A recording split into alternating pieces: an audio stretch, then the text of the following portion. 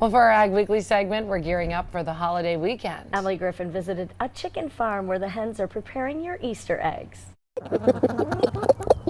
Sunday is fast approaching, and with it, an important holiday for the hens of JB Acres. They got Easter. It's a big day for the ladies. They've been working hard to lay enough eggs for everyone to decorate, hide, and eat.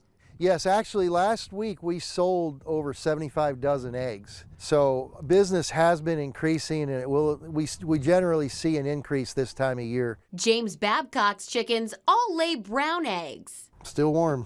But he says plenty of other chickens can do the egg dyeing for you.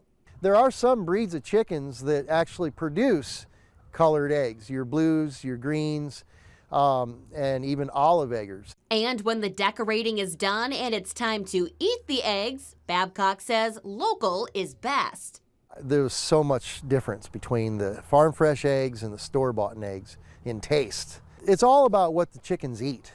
So why do we celebrate eggs with Easter? There's actually a few reasons. One is that the egg is a symbol of rebirth and fertility, which goes hand in hand with springtime and Easter. The other reason is that back in the olden days during Lent, the church often encouraged worshipers to avoid eating eggs. So when Easter came around, eggs were highly celebrated and therefore decorated.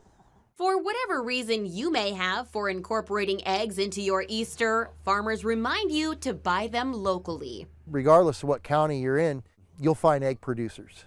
Just look for the signs, look for the farm stands. Emily Griffin, 7 News.